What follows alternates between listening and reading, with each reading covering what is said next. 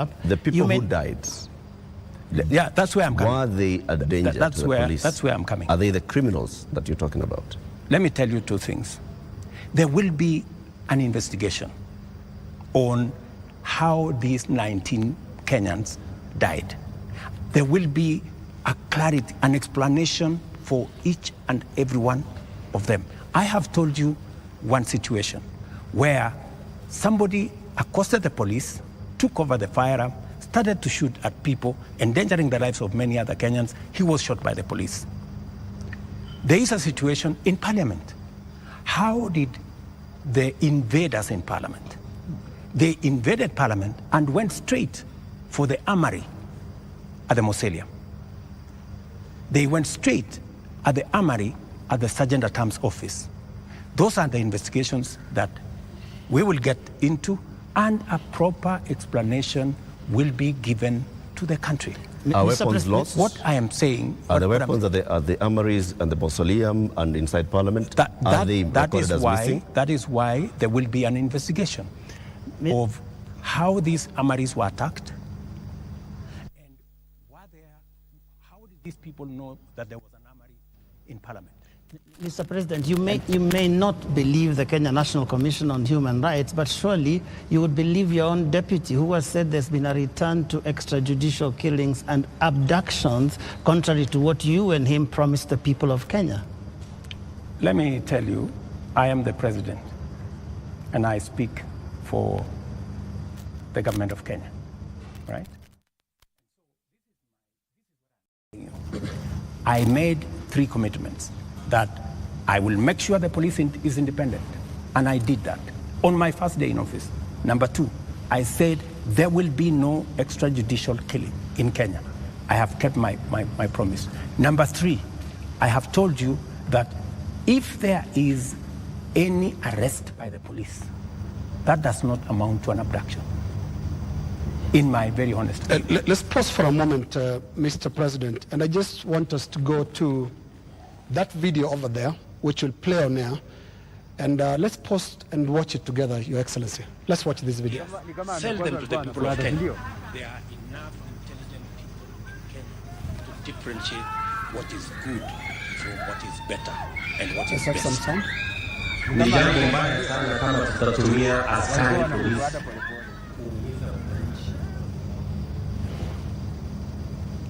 Kuna maoni tofauti ya kisiasa. And waeleza ya kwamba these people don't understand the damage they are doing to the people and the economy of Kenya. All right. All right. Yes, the video in contention here was recorded earlier today. Yes. That of former MP Alfred Keter being abducted in broad daylight. Mr. President, before you even talk about the entire incident, the children were screaming, and a sound that we believe belongs to the wife was also heard, screaming in distress. How does that make you feel? 3 things. I have told you, I made a deliberate decision to make sure that the police operate independently. That's number 1. Number 2, I have told you, if the police summon Linus Kaikai, and Linus Kaikai refuses to go to the police, are the police not entitled to come and look for you? When the police come to arrest you after they have summoned you and you didn't show up, is that an abduction? So let's have this as a confirmation. That no, I'm just asking you. Let's have this as a confirmation, Your Excellency, that Alfred Keter was summoned by police. He refused to the police have respond to issued the summons. a statement. I would suggest, instead of us having a back and forth, the police have released a statement. Can you check what the police have released, the statement? And you still not answered my question.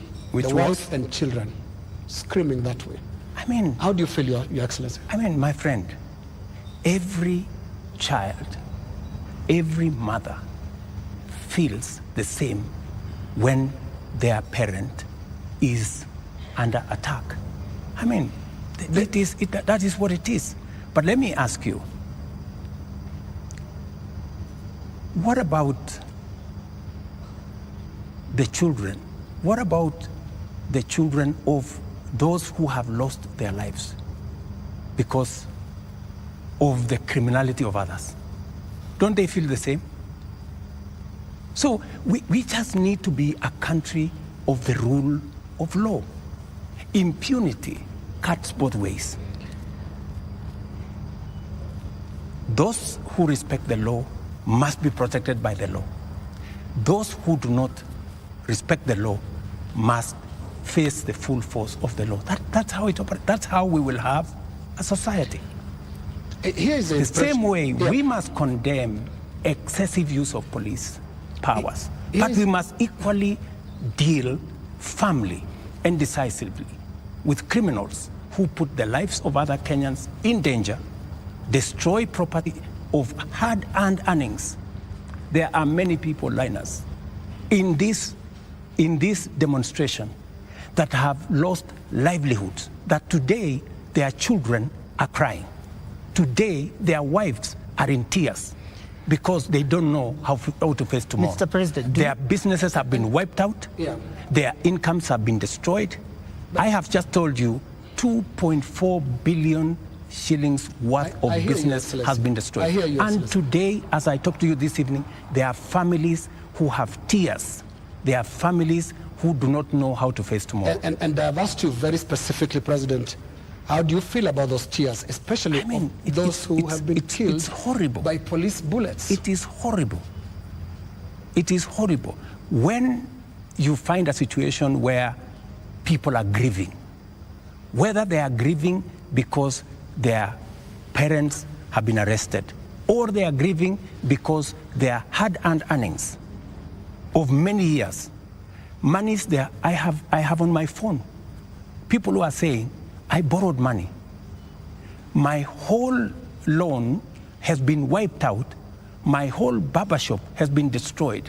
My whole hardware has been looted and burnt. And they are in tears.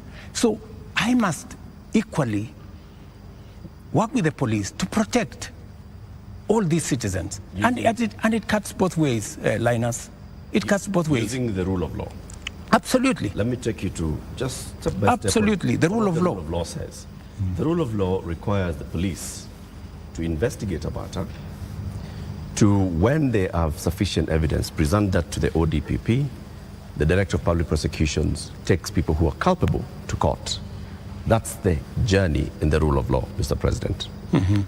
In the case of 39 people who have been abducted, and the abduction here, we're using it deliberately because of the manner in which the people have been arrested, like we've seen in the case of Alfred Keter. Others who've been picked up from their houses in the middle of the night, and they are held incommunicado for more than 24 hours outside of what the rule of law says. And then they are not taken to court, so they are not charged with anything. That is outside of the rule of law. So in one instance here, we are saying we are not following the rule of law. In the second instance, Mr. President, you have people who were unarmed, like in the case of Rex, who was shot in the middle of the night, unarmed, who have been shot by police and they've ended up dead. 24 of them. You say 19.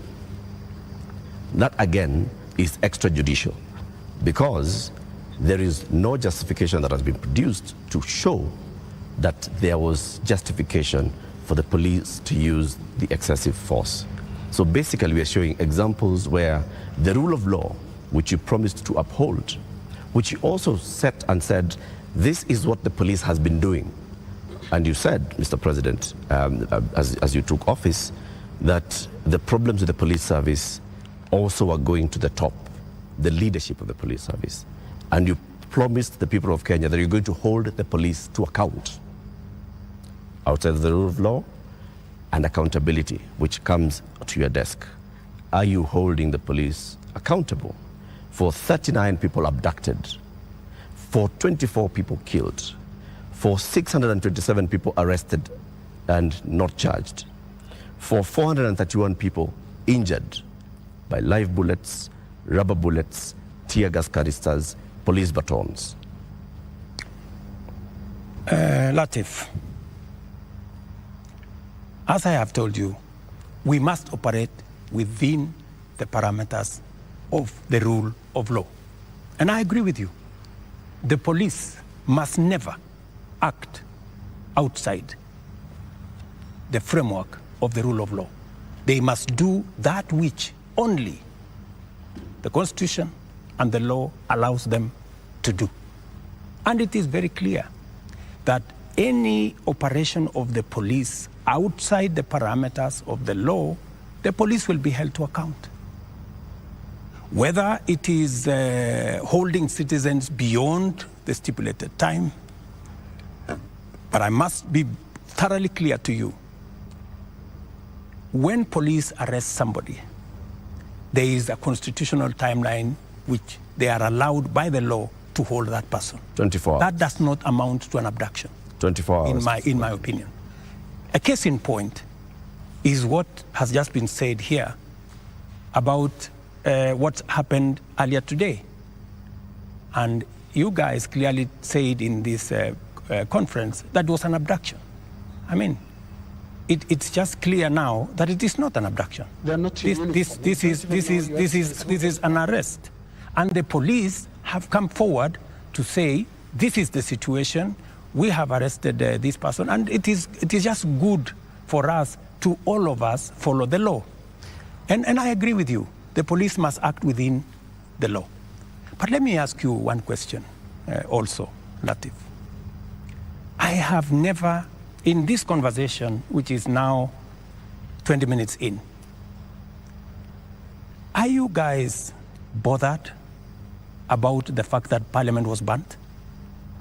Are you guys concerned that millions of businesses of Kenyans, hardworking Kenyans, were destroyed? How do you feel? But it all happened. How do you feel? It all happened under your watch, Mr. President. No, but this is at the end of the day, this is why we are saying you sought to keep us safe. We must be even.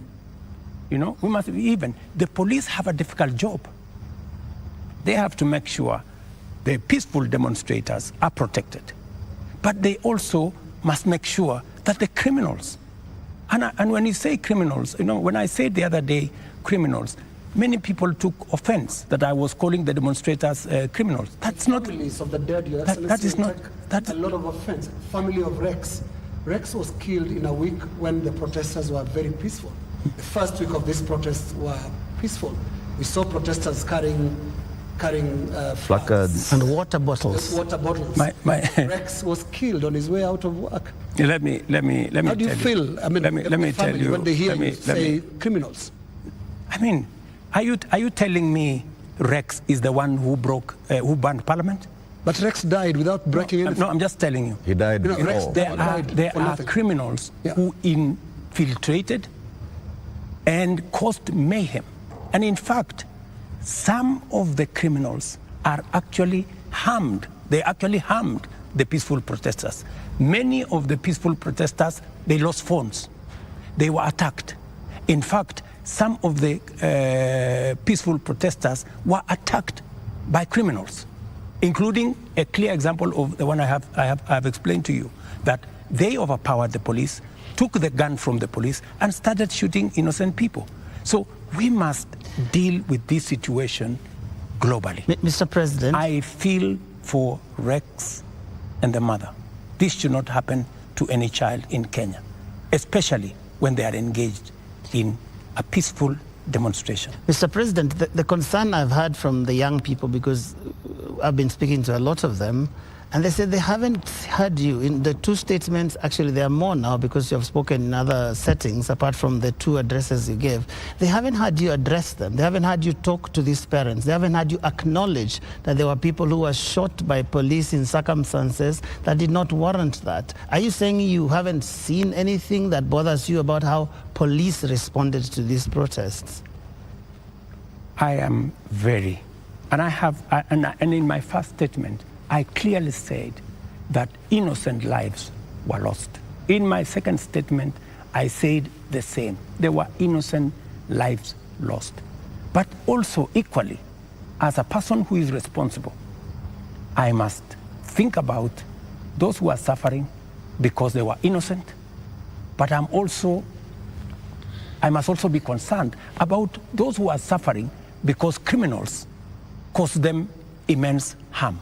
And that is the balance that I need to be able to lead a country. I must protect everybody. I must protect the protesters, and I must be concerned about their lives.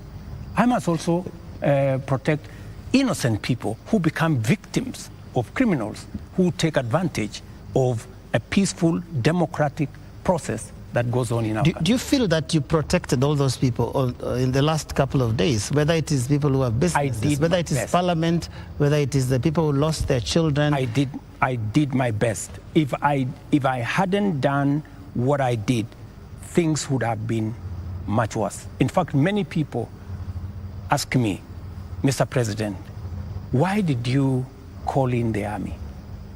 I mean, what choice did I have? I mean, it would have been very reckless of me in the face of the kind of harm people had gone through, the 19 lives that were already lost, in the face of a burning Chief Justice office, Parliament, and the rest of it. I mean, it would have been very reckless of me not to mobilize every arm of government and every arm of our security agencies to protect the country and to protect lives. You acted as Commander-in-Chief. You also acted as President, Head of Government, and the person who took the sword and promised to protect the people of Kenya. You chair the National Security Council, which brings in the head of the police, the head of the intelligence, the head of the military, and cabinet secretaries in those dockets. Did you have information prior to Tuesday that there was going to be infiltration of the peaceful demonstrations by the criminal elements that you've talked about more than once? And if you did, what did you do about it? We had information, and that is why we prepared in the manner in which we did. If we hadn't prepared in the manner in which we did, we would not be counting 19. We would be counting different numbers. Okay. And I am telling you that the level of mobilization by criminals was heavy. In fact, many of the peaceful protesters, many of the young people, very well-meaning young people, left the town by 10, maybe 11, because they realized, and in fact you could hear them in their zelo. They were saying, guys, this is not our group. Let us go. Let us leave. You could hear them. It was in public domain that the peaceful demonstrators all of a sudden realized that the whole thing had metamorphosed into criminality. So there are criminal elements that basically hijacked. So Tuesday, Wednesday, Thursday, Friday, Saturday, it is Sunday. Mr. President, how many people are in custody on account of this? Those who you said they conducted treasonous activities, there were criminal elements. You will see them in court tomorrow. How many people are in custody? You will see them in court tomorrow. The police know what I have a ballpark brief by the police that they have enough people. They have actually, because in Kenya nowadays, you cannot commit crime and get away with it. Those who attacked Parliament are on CCTV. Those who attacked the judiciary are on CCTV. Those who attacked everywhere, those who destroyed people's shops are on CCTV. Many of them are on the run, but we will catch them. Similarly, Your Excellency. Are the funders Similarly, Your Excellency. in Similarly. To your question, so the police are at it, because if we don't deal with impunity, we will not have a country. Now, similarly, Your Excellency, you speak of them, protesters being on CCTV. Not the protesters, I'm saying the criminals who attacked Parliament. Right. Now, every policeman also, without uniform, conducted an abduction, has also been captured on camera. Those who captured Shad Kiprono were captured on camera. Those who captured Alfred Keter today were captured on camera. and a number of other such incidents similarly, so that because I can hear you balancing. Yes, that's correct. Yes, are we going to see action against the killer cops, or were they doing what you are saying you had to do to prevent this from being bad? Any killer cop who went beyond what is provided for in the law, action will be taken against them. But to your question, are you telling me, Linus, that a police officer becomes only a police officer when they are in uniform? No. Police officers can identify themselves even when they are in civilian. So, and when a police officer comes to you and says, this is my ID, I am police officer, you are under arrest for the following reasons, that is legitimate. You cannot tell me that because they were in civilian, then what they did was wrong. And you know that's not what they do. And that's not how they did to Alfred Keter or Shad Kiprono. Were you there? We have the CCTV footage. It's there. I would suggest, Linus, that we be fair to the police as well. Mr. And I have given you my word. Any police officer who does anything beyond the provisions of the law know the consequences.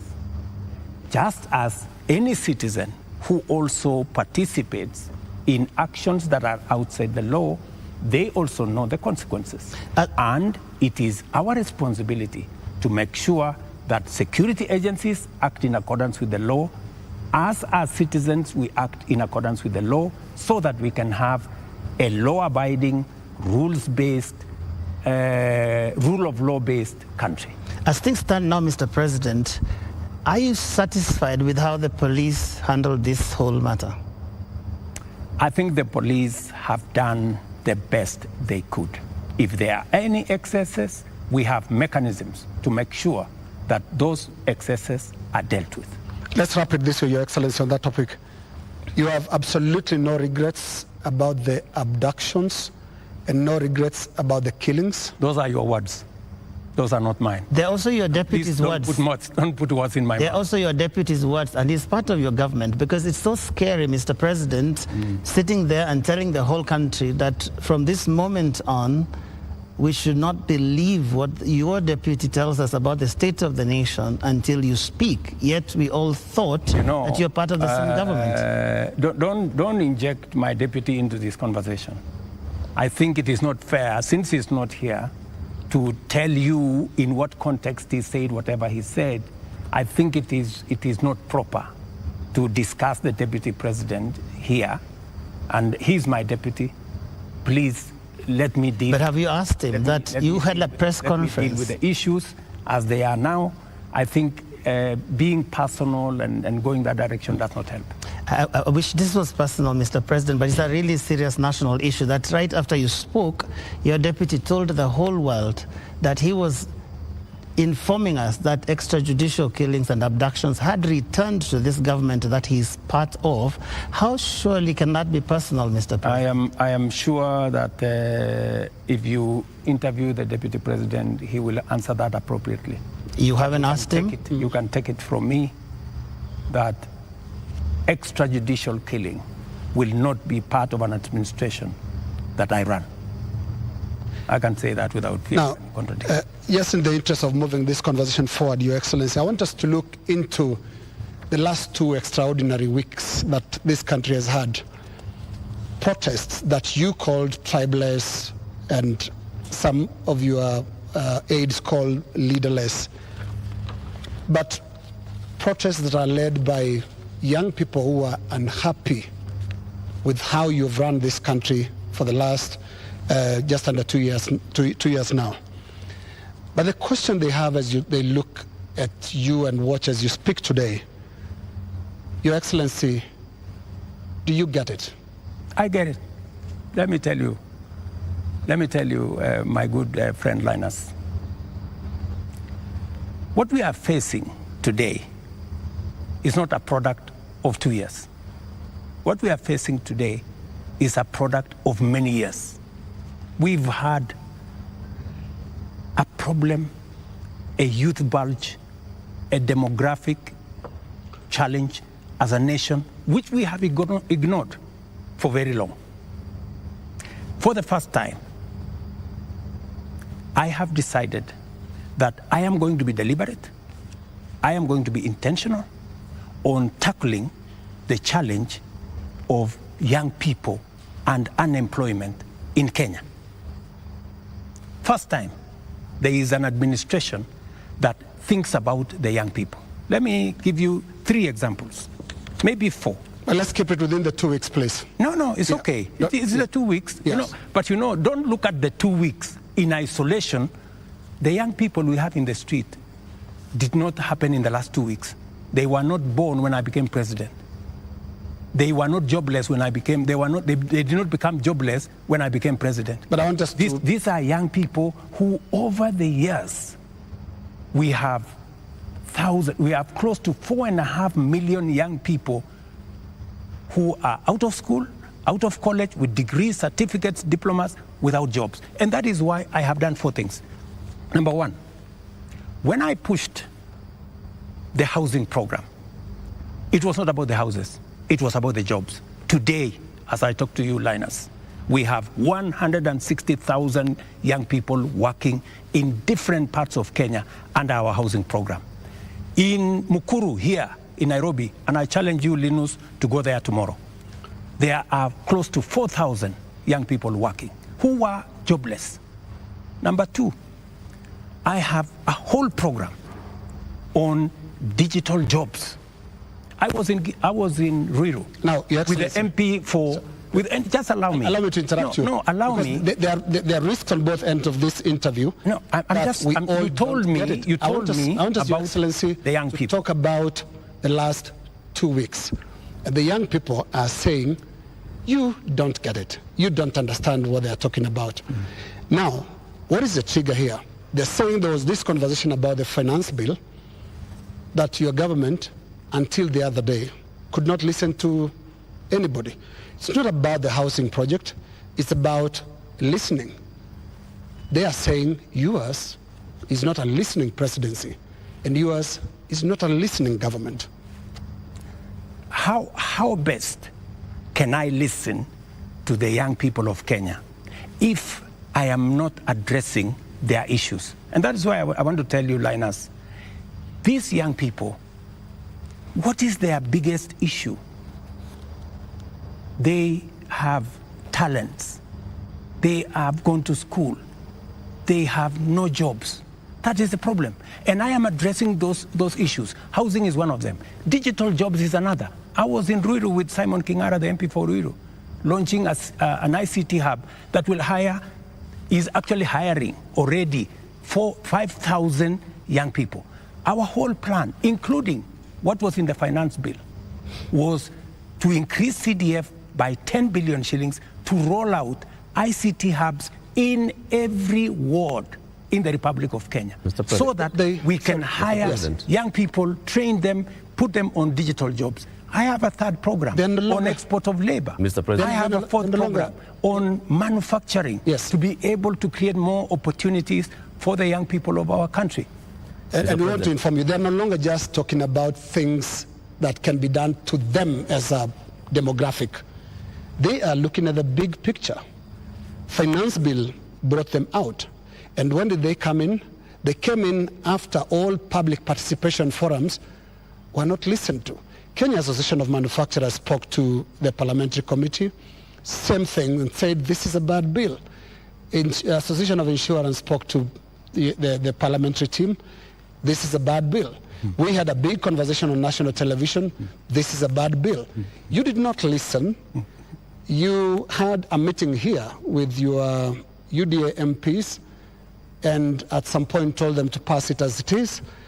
And until the last week, that was the first Tuesday when the protests were there, when now you offered to some amendments.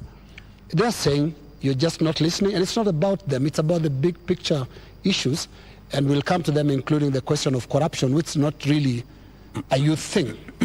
Indeed, Mr. And just to add on to that, Mr. President, have been more. Mr. President, I just want to come in your analysis. I just want to add on to that, Mr. Because I want to add on to because let me just finish it. It's the same question. It's okay. The same question. Mr. President, if you went into all the X spaces where the youth are speaking, if you looked at the demonstrations and what they were saying, the placards they are carrying, none of them has talked about we don't have jobs. None of them have talked about the housing jobs are not enough for us. None of them have talked anything about what you've mentioned. So it's not that they are not seeing about the jobs. It is beyond that, Mr. President. And respectfully, I want to put it to you that you're not hearing what they're saying. In fact, only had after the protests, after all those things you described, that's the time that you came and said, let me tell you the following. The rejection of the finance bill, and this goes to what Linus has said, that we didn't hear anything. Let me tell you, the process of a finance bill, in fact, many people believe in Kenya that the finance bill is an invention of William Ruto. It is not an invention of William Ruto. The finance bill is an instrument that has been with us ever since independence. Only that we have made it much more transparent. Only that we have brought out more to the public. And that is why there is greater interrogation of what government is doing, especially after the new constitution that made public participation not a sterile provision of the constitution, but public participation to be an integral part of lawmaking, an integral part of managing the country. Let me tell you, when we took the bill, when we formulated the bill, it had 346 billion of new revenue. When MPs went out to the public said, we don't think this is good. We don't think this is good. It was reduced by 140 something billion shillings. It remained just 200 billion. Doesn't that amount to listening? No, it doesn't. That the public said, reduce this by... No, it doesn't, no. Mr. President. And that's why I said reject it. Just wait. No, we are talking about listening. Yeah. Just relax. We're talking about listening, okay? So the public said, reduce this by 146. We sat down, we cut down the areas, we reduced it to 200. What went into the space was the people who wanted to mislead the public, to say, oh, you see, in fact, everything you have been told is still there. This was not removed. These people are not listening. These people are not listening. And let me tell you, my good friend Latif, we have dropped the finance bill. Yeah? What does that mean? It means we have gone back almost 2 years. It means that this year we are going to borrow 1 trillion shillings to be able to run our government. That's what it means. I have been working very hard to pull Kenya out of a debt trap. Mr. President. Let me just allow me, because we need to contextualize this finance bill. It is easy, Joe. It is easy for us as a country to say, let us reject the finance bill. That's fine. And I have graciously said, we will drop the finance bill. But it has huge consequences. It means we will not confirm the JSS teachers, 46,000 of them. It means we cannot support our farmers with 2 billion shillings for us to make sure that farmers get a fair return of 50 shillings per kilogram, per kilo of their milk. It means we cannot sort out the coffee debts. It means we cannot support the cherry fund. It means we cannot sort out the debts of farmers in Mumias. It also means that we will continue to import potatoes from Europe when we have potatoes in his village. You just told me in Kimana. We have potatoes in Mr. Nyandarua. President, We have onions all over the place. That may well be. I think the problem has been, these are people who are saying they haven't been listened to. You only listened because you said on that night, on that Wednesday night, that is the moment you said that you had realized, Mr. President, that Kenyans did not want anything to do with that bill. And one would wonder, how can that be, Mr. President? And you have had all these presentations that have been made. Did it have to take demonstrations and sadly loss of lives for you to come to a point where you'd realize what your people, the people that voted for you, are saying? That, I think, is what the young people are asking. Let me tell you, Joe, members of parliament are representatives of the people, elected. They are not fools. And they are not mad. And I want to say, one day, Kenya will know that the MPs who voted yes are the true heroes of Kenya. Those are the people who saw the opportunity for us to unchain our country from debt trap and take our country to the future. Let me tell you, Joe, and I want to say this to the people of Kenya, that my plan was to make sure that in the next 3 years, maximum 4 years, we have a balanced budget, where Kenya is not the country where we are today. Let me tell you, gentlemen, and I want to tell the people of Kenya the following. We are in a very difficult financial position. This is something that the people of Kenya must understand, and that is why I am happy that we have a crisis. This crisis will help us be candid and speak to each other properly and contextualize where we are. We raised this year 2.3 trillion from our taxes. Of that 2.3 trillion, 1.1 trillion went to debt financing. 1 trillion went to salaries. What did we do? We had to go and borrow to pay the counties. We had to go and borrow to fund our education. We had to go and borrow to fund. Now, the funding gap we have done with the finance bill going down is that instead of borrowing 600 billion, we are going to borrow 600 billion plus 346 billion, that is close to $1 trillion. And let me tell you, my good friends, and I want us to be honest with ourselves. This is not how a country will get to a status where we are proud of our nation. This is not how we are going to grow. And that is why, Linus, this situation, this crisis is a very important inflection point that we can sit together, assess. Let us agree. And I have no problem. Let us agree. Yeah. Do we continue borrowing? And let me give you the statistics.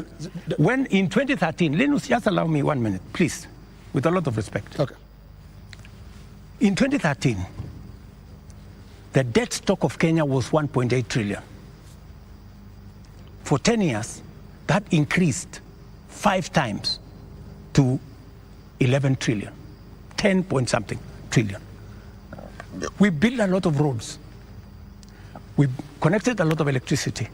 We did many things in 10 years. But we were doing it on debt. Today, we don't have the luxury to borrow because we have reached the limit. And today, let me finish. Today, all the money we borrowed from 2013 is maturing.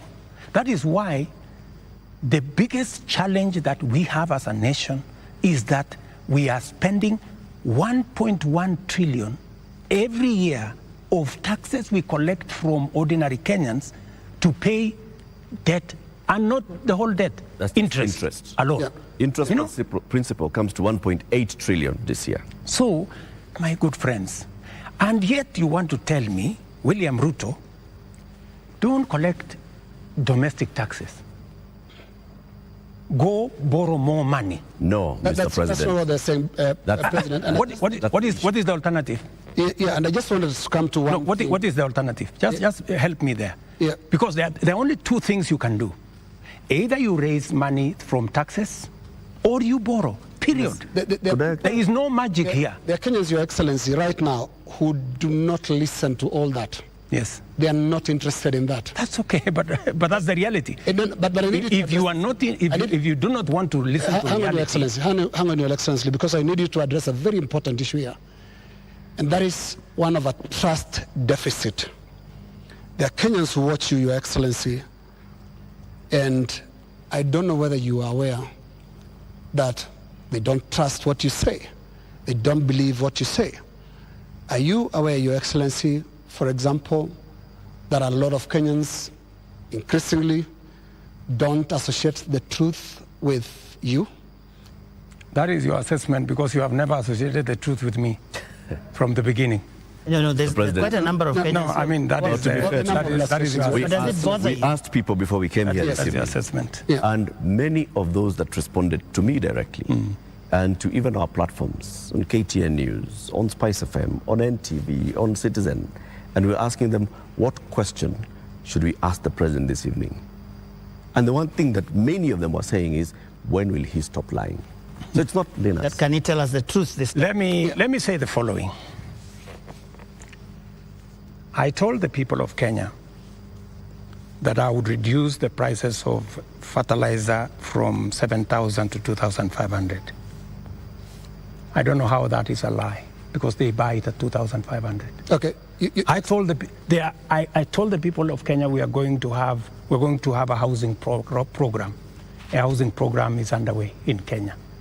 I can tell you, Linus, that whether you believe me or not, facts will not change. Yeah. And facts are not changed by who says it. And allow me to step back a bit, Your Excellency. And facts are very stubborn. Allow me to step back a bit. Yes. And what I'll do is we'll play clips, just a little combination of clips of yourself speaking not too long ago, and I want us to listen to that. I'll stand out of the way because you said it's me that doesn't associate the truth with you, and I would like you to respond to yourself, to the clips that we are going to play. But you see, Linus. Let's watch that, Your Excellency. I think, Linus, yeah. You don't bring clips that are in a biased way. You know, you select maybe something that has not happened. No. Can you be fair and select clips across the board?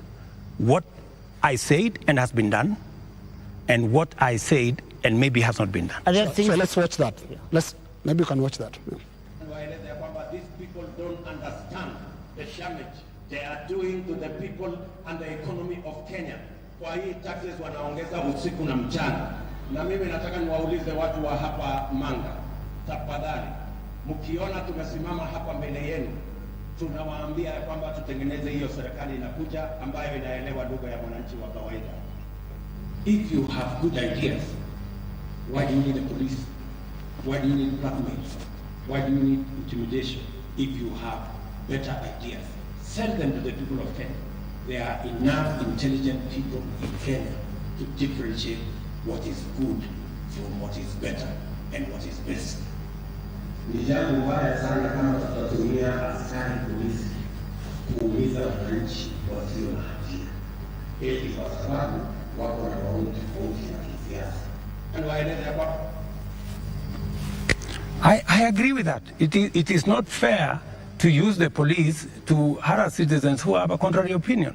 And that is perfect. That's what they're accusing you of. I still believe that. That's what they're accusing you of. But you don't tell me that... What is the problem with Alfred Keter? Yeah. Alfred Keter, no, it's not a contrary opinion. I mean, the police have said why they arrested him. It is not because of me. I didn't give any instructions. I didn't even know what was going on. Let me tell you, Linus, I am a very clear-minded person on what I say. When it is the police, I have said, many of the people who opposed me, many of the people who were very scared about what I would do when I become president. Even the people who did worse things against me, I have never gone after them because I don't believe in settling political scores using the power of state or using the police. Let me also say the following. When I talked about the taxes that I was campaign trail, yes. I was addressing in the campaign trail, it was very obvious that when at that time we were in subsidies that did not make sense. It is because I removed the subsidies and I changed and put production support. That is why today the price of unga has come down from 240 to 100 because I changed the model.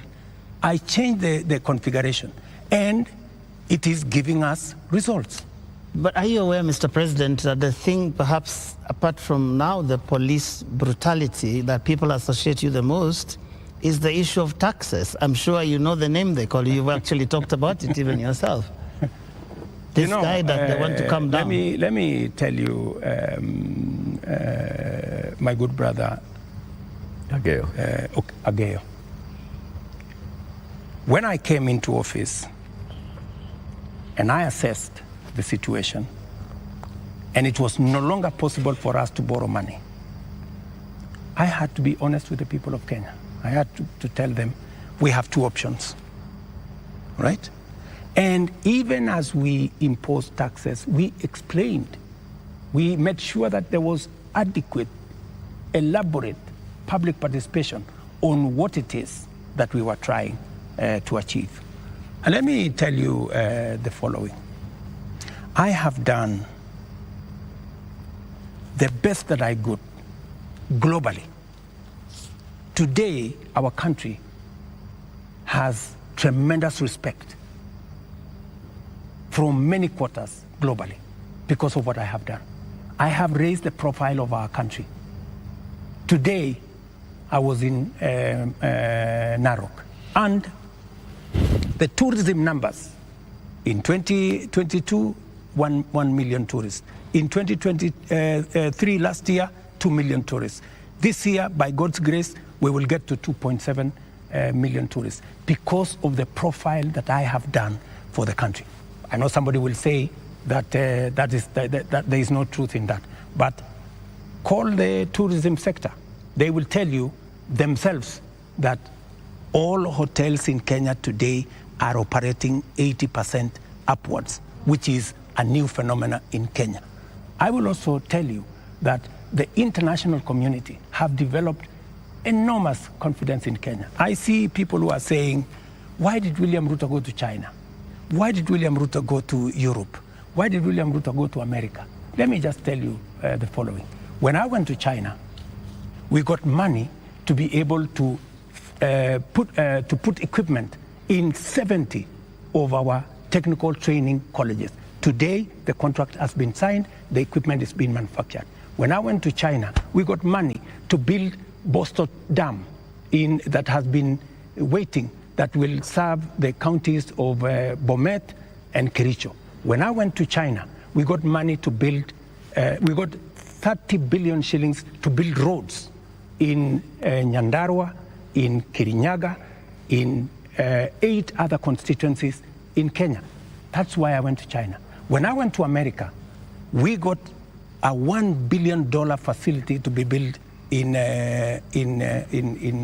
Naivasha that is going to be the biggest data center in Africa, funded by UAE, working with Microsoft and Kenya. When I went to the US, we also agreed Kenya became the only country in Africa that is going to benefit from the CHIPS Act, where we will be manufacturing computer chips with other countries. Kenya will be among the first, will be actually the only country in Africa that will benefit from that. And so many of the young people who I see today, those are my targets for the future. So it doesn't bother you that there's this tag on your head as a president who has overtaxed Kenyans, and that the sufferings that we are going through is because of excessive taxation that you have imposed on Kenyans? That is what I was asking about. You see, if I am called Zakayo, yeah, because I have explained to the people of Kenya that the option we have is if we continue borrowing, we will go down the cliff. If that is what is going to take Kenya to be saved from a debt default, I don't mind being called Sakaya, because it is a sacrifice worth making. Mr. President, every morning on Spice FM, we have 4 hours of a talk show. And many times we ask people, even those who come to the show, to tell us what is it that the nation is saying when we are seeing people out on the streets. And many of them, even when we said that we're coming, you have invited us to come and have this conversation this evening, they said, tell the president that he's tone deaf. And we ask why and how. And they say, when William Ruto took over as president, he took over a budget of 3.2 trillion shillings. He went to Parliament and he said, Honorable Speakers, I believe that this budget is too high. We should cut it by 300 billion shillings. So you believed barely 1.5 years ago that you can run the country with 2.9 trillion shillings. Barely a few months, you went to Parliament and requested to spend 3.6 trillion shillings. This year, you went to Parliament and initially requested to spend 4.2 trillion shillings. And what do they see in return? They see extravagance in government. They see a government that is pushing gung-ho to employ new people called CASs. They see a government that is purchasing new motor vehicles and trips that are extravagant. They see opulence with those that are close to the president appearing in public carrying wads of cash. They see condescending attitude from those who serve in this government when they're asked, why are you spending? And they respond the way they respond. Your advisors speaking the same. And so they see a government where the president is telling people, we are going to live within our means. We are all going to tighten our belts. We have austerity. They end up with their children not going to school because for months JS teachers are on strike. They end up with, right now, 91 days where clinical officers have not been to work. 91 days, Mr. President. We ended up with intern doctors going on strike for weeks because the government says it has no money. We end up with people going to the hospitals and there's no medicine. We end up with people who are being told that we don't have money to pay salaries, or we don't have money to pay salaries and also having development. Yet, they see all this extravagance and opulence from those in power. You are tone deaf, Mr. President, that's what they say. Well, I guess that's why we must have a conversation. That's why we must have a conversation. And I'm very happy for us to have this conversation so that we can put the facts on the table and we can all of us make a decision. But let me tell you the following. I've listened to you, and let me also tell you that today, the universities, which were almost closed, they had debts of 60 billion shillings. I have enhanced their budget by 40 billion shillings, the universities, because education to me is very important. It is the greatest equalizer. Today, the universities can confirm to you, and I was sitting here with the vice chancellors, that I made the right decision because we are funding the universities better. Let me also tell you, I took the decision to hire additional teachers, 56,000. It has never happened in the history of Kenya. Why? Because education is the greatest equalizer. Many parents in rural Kenya take their children to schools that have no teacher. And we are disadvantaging them. The children of the poor get the worst form of education. They have no chance. I decided, because I said it is bottom up, I decided that I'm going to put more money in making sure the child of every Kenyan has an opportunity to be their best by giving them the correct education. I decided that I am going to put money in farming. The first year, I put 10 billion shillings in fertilizer subsidy, a program that had been scrapped for 5 years. The difference is obvious. Today, by God's grace, we have a harvest. The prices of food commodities has come down. Day before yesterday, Latif, there was a release of where we are with inflation. Inflation in Kenya is now 4.6%. When I came into office, it was 9%. Inflation coming from food products. It was reported not by me, by the institutions that are charged, 4.6%. We have, where I have invested money, I can account for it. Right. And it is making a difference in the lives Their of concern many. is on extravagance in government. I will come to opulence in government. on opulence and extravagance. Every trip I have made, I have not made any trip outside Kenya to go and do things that are of no benefit to this nation. I can account for every trip that I have made outside our nation, whether it is on projects or programs or investments or even the profiling of this country to put it in good standing for us to attract investment. In fact, the Nairobi Stock Exchange, which was almost closed, was rated the best in the world. Not said by William Ruto, but it was in the public domain by Bloomberg. If you don't believe me, believe Bloomberg. Mr. President, So I have done what I could for the country. You have not But let me answered- finish you have not answered the opulence. questions. Let me go to the opulence. And let me be very clear that the display of insensitivity is a statement that has come to me, and is a sentiment that has come to me, and you will see something very different going into the future, whether it is coming from my staff, whether it is coming from this office. And I know people have raised issues of CAS, for example. I deliberately, even after Parliament had approved the position of CAS, I have not appointed any CAS because I realized that we were in a situation that we could not. And no CAS will be appointed until we have an economy that can support more opportunities. I know citizens have said that there is no need for the office of the First Lady or Second Lady. Third Lady. These are offices that were there. But because we have to live within our means, those offices from tomorrow, this new budget which is starting tomorrow, they will not be part of our equation.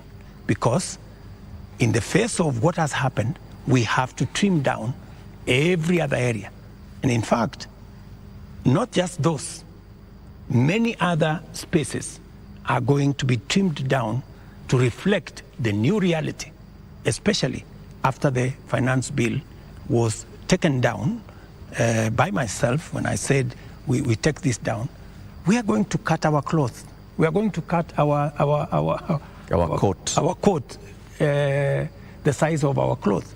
We're going to reduce money going to counties.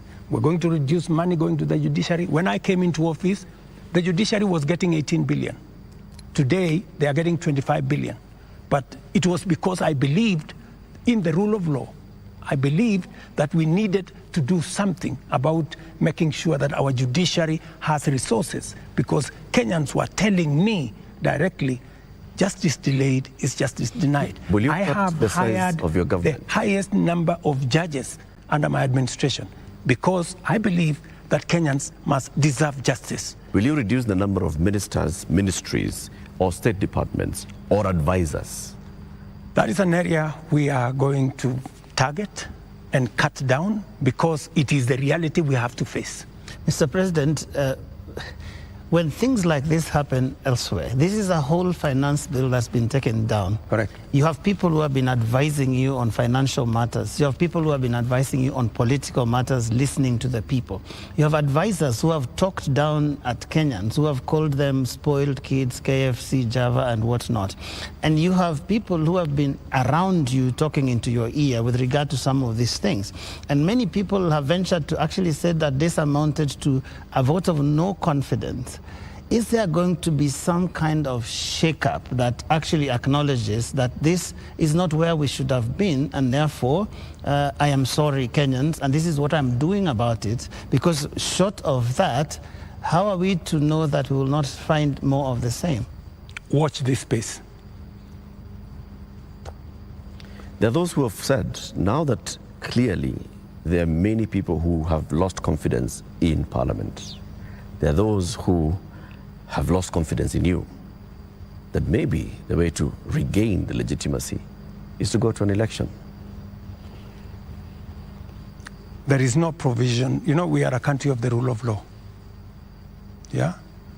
We must, whatever it is that we do, we must keep it within the parameters of the rule of law. And we cannot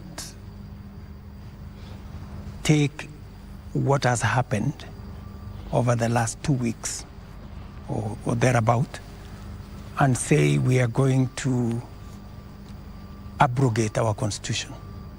I think we will be going towards anarchy. And I don't think that is where we want to take our country. There is a demand on me as president, and I have said,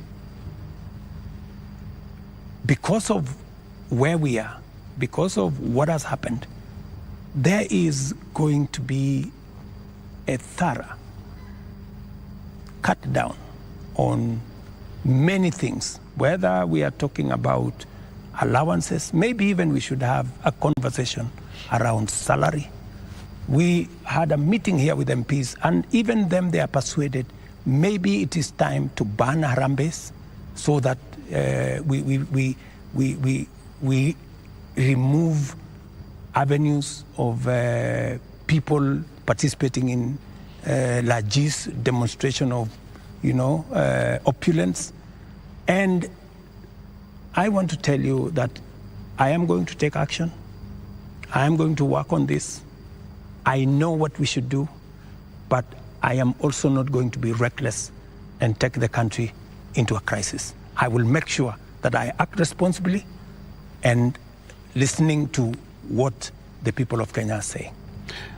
I don't know if this will preempt you, Your Excellency, but one of the most serious concerns that have been coming out, including in the Gen Z demonstrations, is the question of corruption. And right through this interview, you've not mentioned the word. And even as you go into that, I want to give you two illustrations. Kenyans dealt with or encountered the problem of fake fertilizers, and you never took action against your cabinet secretary for agriculture. Before that, we had the scandal around the importation of edible oil, which, Your Excellency, we don't know where the edible oil is to date. I don't think it ever found itself to the market. Again, there is a cabinet secretary in that ministry. And also, what got into the market was condemned sugar. And when we look at all the information around these three cases, these are people close to you. They're cabinet secretaries. And so you are unable to take action against them.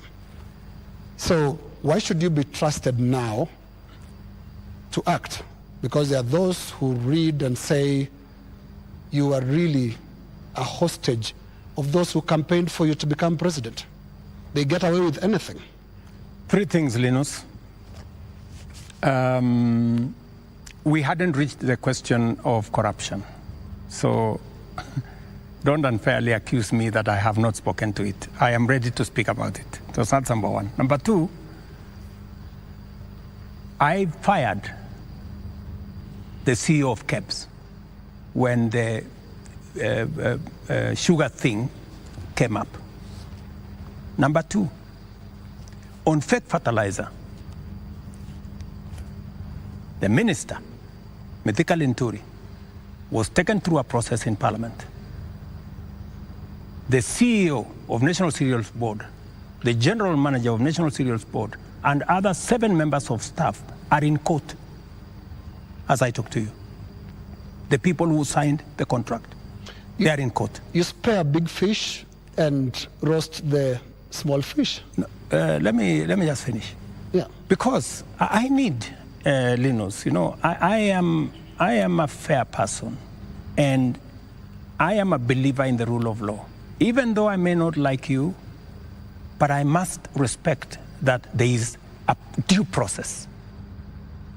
The moment, you know, we will have a minister who is charged in court, meaning there is evidence that they have participated in crime. Believe you me, I will take the action that is necessary.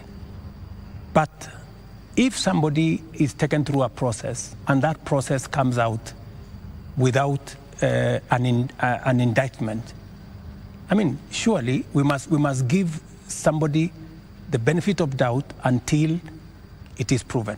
And the fact that the CEO, general manager, and all the people that were there who actually evidence was found have been arraigned in court. Isn't that a step in the right direction? What a political responsibility. What a political responsibility. Let me finish. And then number 3, the other one you asked me was edible oil. The people who are involved in edible oil, I fired them, and they are in court.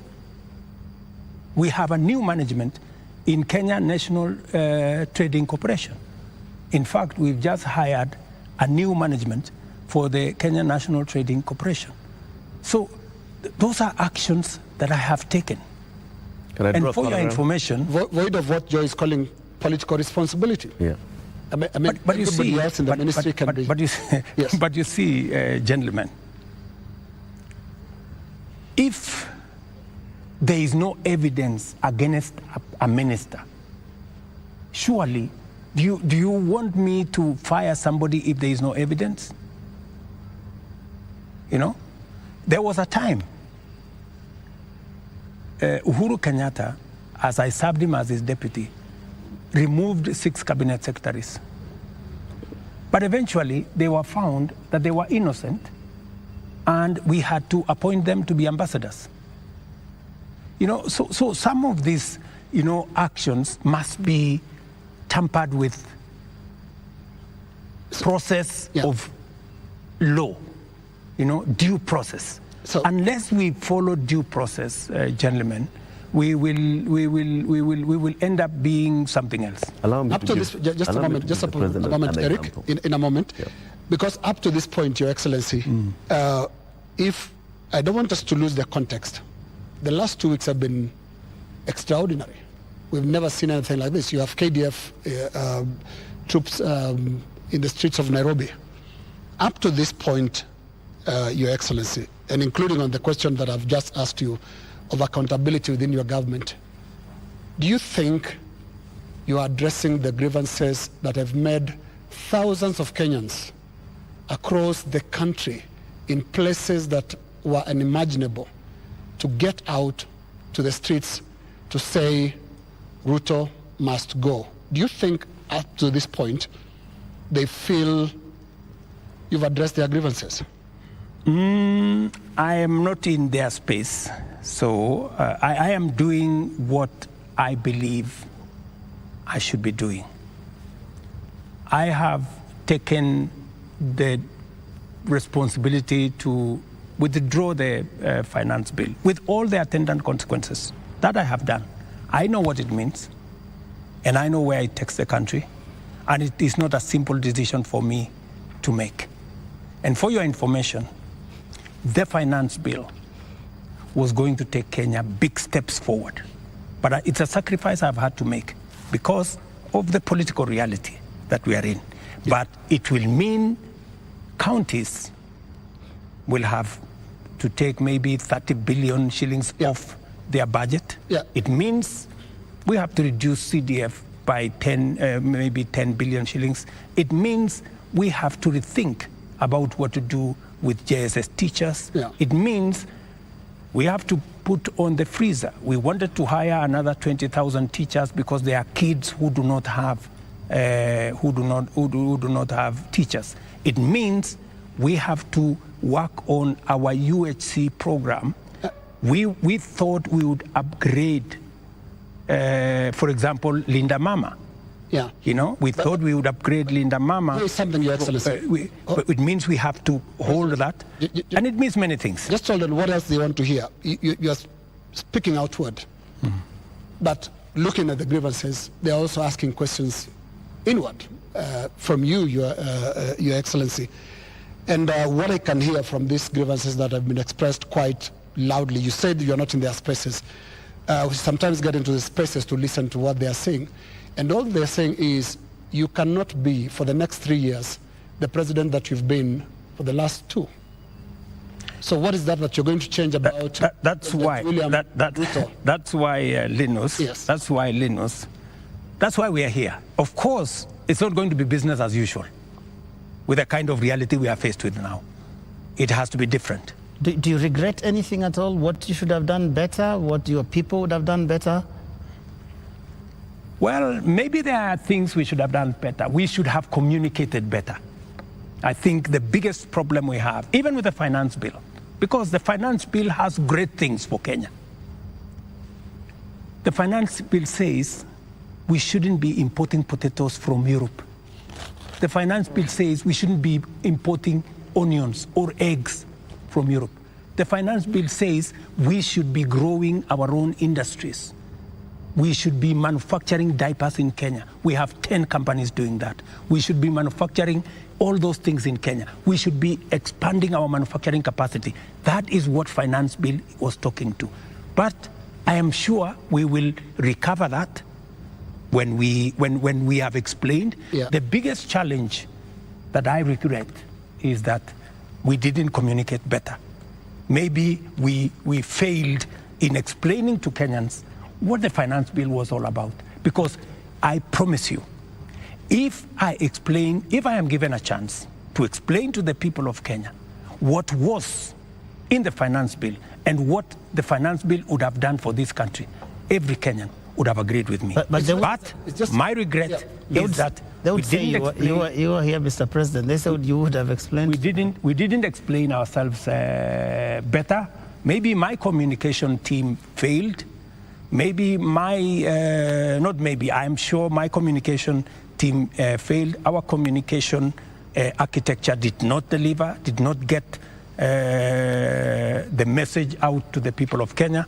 In fact, if you look at what people were saying, they were saying, for example, there is a matter of land on the finance bill. There was no matter of land in the finance bill, not even a single line. And it is on that basis that people rejected the finance bill and many other things that were not in the finance bill. Now, communication is about words, Mr. President. Let's go to the deeds, because when you see what Gen Zs are doing, for the first time in the history of this country, we've had protests on the altar of the Holy Family Basilica, because the young people of this country are telling you the political culture, which you've been part of having politicians speak in church, converting the platforms into, converting the pulpit into campaign platforms, must end. So I'm not hearing you addressing and looking more inward into this whole picture that the Gen Z is painting. They're not just talking about some of those things that you're raising. On that, Linus, I have even had an occasion to speak to church leaders here. On that, on matters of politics on the pulpit, I am 100% aligned. We shouldn't be using pulpits in churches or in any other places of worship to prosecute politics. It is not right. And I agree, we need to change that culture. We need to change the culture of Harambee. Harambee started as a noble exercise. It supported many people to go to school. It supported many people to deal with the challenges of medication and hospital bills. But I think it has been stretched. It bred corruption? It has stretched too far. And I think it's time, corruption? As a country, we must stop corruption. We must stop Harambees, because it is occasioning and it is breeding, if I may say, corruption. Yeah, because when your aide of a much lower pay grade donates 20 million shillings to a church fundraiser, there is something fundamentally wrong. And that is why this conversation is necessary, so that we can stop it. Conversation, Mr. President. On Wednesday, you said you are hearing that there's what the Gen Zs are saying, and you're going to initiate a conversation. We saw the head of public service release a press release saying that there is now a formation of the National Multi-Sectoral Forum that will bring together all people. And you started having conversation with church leaders. The Gen Z, upon seeing this, are saying, we did not ask for a conversation. We asked for action. So what action is going to precede this conversation? Because the conversation is another talk. It reminds people of the NADCO talks, the BBI talks, IPPG talks that just happen and they just don't end. And people are saying, we want action, Mr. President. We will participate in action, in conversations maybe later, but for now, Mr. President, yes, what's the action? I promised that I will engage the young people. Yeah, I promised. I was just making good my promise. And I promised a multi-sectoral forum, and that's what I have put out. I also promised that these are some of the topics I want us to discuss. I want us to discuss debt. I want us to discuss taxation. I want us to discuss unemployment. I want us to discuss corruption. I want us to discuss these issues. And it was a suggestion, and I am open. I am hearing that the young people are saying, we don't want a multi-sectoral forum. Maybe we should have an engagement with the president on X. And I am open to having an engagement with the young people on a forum that they are comfortable with. You're ready to digital? If they want me to engage with them on X, I will be there. At this point, Mr. President, do you think you know what the young people want? I have many young people in my house. Are they telling you all is well? The same ones that are in all these other spaces.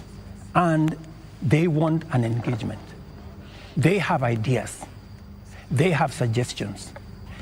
And I am open. If what we are doing on the digital space, on the housing program, on the export of labor, on manufacturing, if they have suggestions, I am open to those suggestions. They can improve, they can change, they can make new suggestions.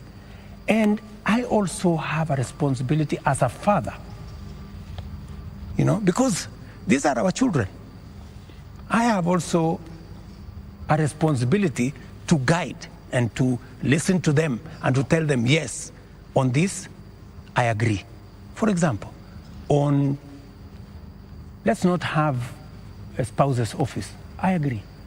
Let's not have CASS for now. I agree. Let us not have advisors. Advisors. We will agree. Let us not have churches being a space for politics. I agree. So many of these areas, we need to even have a conversation. If we are paying 46% of our revenues for salaries and wages, when the legally established space should be 35%. That is why I started a conversation with Salaries and Remuneration Commission. We must deal with the issue of wages and salaries so that we bring them down to 35% and leave more money for our development. That is a conversation I am very happy about. When? Mr. President, it's been 2 weeks. It's been 2 weeks of you saying every day we are going to have a conversation. We just you know what they say on social media? I say they call you the president of tutafanya, tutatenga, tutafanya, tutarudi. No, it is always futuristic. But I'm here. You're saying, but I'm here. We are going to have a conversation. I said within a week. I gave a timeline. Within a week. Yeah. So within a week, we will have agreed on where are we meeting. Are we meeting at the X space? I am ready for that X space. Are we agreeing on this multi-sectoral? I'm waiting to see the suggestions that Kenyans have. I don't want to prescribe any suggestion, but when I give out a suggestion, I expect feedback. I expect people to say, maybe this is okay, maybe this is not okay, and then we agree on a way to move. Mr. President, any of them analyzing what you have actually said tonight on the issue of your advisors, your cabinet, what you're going to do, what Kenyans like to call heads that are going to roll as a result of this national shame, because that is what many people have called it. You have said, watch this space. And here there are all these other things that young people are asking you about. What is that concrete thing that you're telling them tonight that I have heard you? These are the things I've heard you say since all these things started, and this is what I have done. Because you seem to have withdrawn or declined to sign this finance bill rather grudgingly, but not in good faith, having understood what people were saying. You're regretting this thing. You're saying, you guys mutaona, mmekataa lakini mutaona. That is what we're hearing. Let me tell you that I will not lie to the country that putting down the finance bill is going to be easy. I'll not be a leader. I have to be brutally honest. And those consequences, it will start with me. To cut down the budget in my office, to remove what we call austerity, to implement an austerity program that will cut down on unnecessary stuff, unnecessary offices, or offices that we can take down. I am ready to even engage the young people and for them to, because they want an engagement. I too want an engagement for us to agree.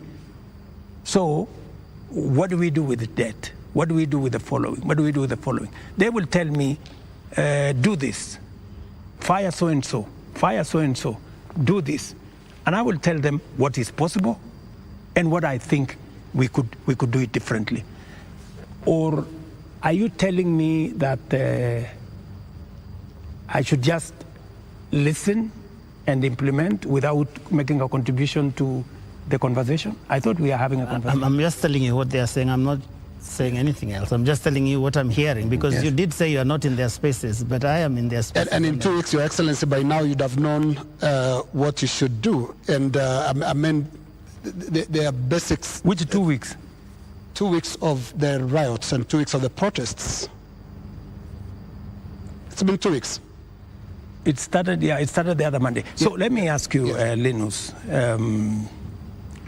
the protests, I finally decided that because we didn't communicate sufficiently to the people of Kenya the import of the finance bill, and there was so much built around it, including a lot of fake things, that were not in the finance bill. Many things that were not in the finance bill were used to fight the finance bill. And at some point, many people did not even care what was in the finance bill. Do not care. I think, at some point, as leaders, we must stop somewhere and say, we have a country to run. I mean, we cannot be reckless. We must, at some point, stop and say, what are the consequences? Because everything we do has consequences. And we must be careful as a nation to make sure that our country does not go down to the dogs. And believe me, countries, have gone in the wrong direction. And we must be careful. And I don't want to be the leader that took the country in the wrong direction. We must be measured. We must be careful. We must listen to the young people.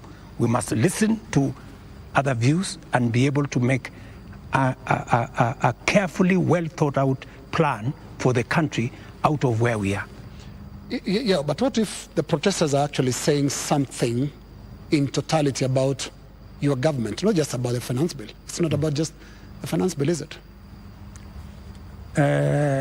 Linus, as I have told you, we are a democracy. The people of Kenya can make a decision. Yeah? And I am perfectly, alive to the fact that when the people of Kenya finally, the same way they decided to elect me, when they make another decision, we will comply as the people of Kenya. That's what a democracy is all about. People can vote in a government, people can vote out a government for whatever judgment the people have. So I want to be very clear to the people of Kenya that I will do my best to make sure that I tell the country the truth and I take the country forward. And I am committed to that. And I can see Kenya changing. If I had managed to pass this finance bill, Kenya would not be the same. We would take this country to the next level. The kind of investment I have made, the kind of collaboration with many friends that we have done, we would begin to see this country soaring into the future. But all is not lost. Maybe we have taken one step back. Sometimes maybe it is necessary to take one step back to be able to take many steps forward. And that is my thinking of this situation. But surely it must bother you, Mr. President, that 2 years ago you ran such a euphoric campaign with things like Hatupangwingwi, and 22 months down the line, your State House is surrounded by the military. The military tanks, scary as they are rolling on the streets of major cities. And as we sit here today, people are saying Ruto must go. Surely that is such a fast slide. There must be something that causes one to pause and say, how did we get here? What happened here? And one would have expected an earth-shaking statement tonight that tells the country, I get it. Something has shifted in a major way in our country, and I'm also shifting as your president who's listening, and this is the new direction things are going to take. Let me tell you, Joe, I came into office at a difficult time. Yeah? We have a combination of coming out of COVID. We have a serious drought that hit our country. We had interest rates that went up everywhere. We went into a very difficult situation. What did many countries do? Many countries went and defaulted. And I don't want to mention countries because it's not right to mention. But almost 8 countries in Africa went down. Many people expected Kenya to be among the 8. But believe you me, I have carefully managed the economy of Kenya. Kenya is not among the countries that have defaulted. If anything, we have running programs in Kenya. We have a whole housing program that is running. We have a whole digital program that is running. We have made changes in our education. We've hired more teachers. We've made sure that we have a new funding model for our universities. We have supported our farmers. We have reduced the cost of living. We have done many things, even in the context of all the challenges that we have had. I am telling you, I came in and I believe I am the right person to be in this space when Kenya is in a difficult position, because I believe I am the person who can sort out the challenges that faces Kenya at a point like this. But when the public and the protesters, the Gen Z, some of who actually formed the base of your election campaign, are telling you, we are disappointed, you've not delivered. Hashtag Ruto must go. What do you tell them? Let me tell them the following. Good friends, the young people of our nation, my sons and daughters who supported me to win the election. I hear you. In fact, I saw, I think it was on your headline, a gentleman from my village who was saying, the president has let us down. Many children in this village are not getting jobs locally. That is why they are going abroad. Little did he know, my good friend from my village, that the children, the 500 of his colleagues around our village, are actually part of my plan on export of labor. They have actually, I intentionally supported them to leave the country because we got them jobs outside Kenya. So I am telling the young people of our nation to be patient. Our housing program is rolling. We will be hiring more architects, we will be hiring more engineers, we will be hiring more professionals to support our housing program. In the next 2 years, we will have 300, maybe 1,000 people working in that space. Be patient. We are sorting out the challenges that are facing our digital space. We are rolling out our digital space. Young guys, by the end of next year, God willing, we will have a digital hub in every ward in Kenya because we have already started that process. Every TVET in Kenya today has an ICT hub with young people monetizing their talent. I want to tell them we are full speed into manufacturing. That is why we're saying we're no longer importing clinker, we're no longer importing steel, we're no longer importing clinker, we are no longer importing furniture.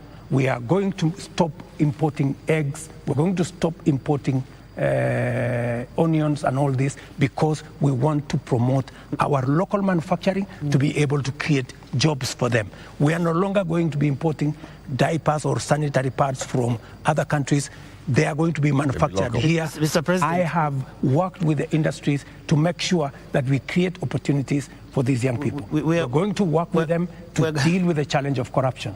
We're going to work with them to cut down on government largesse.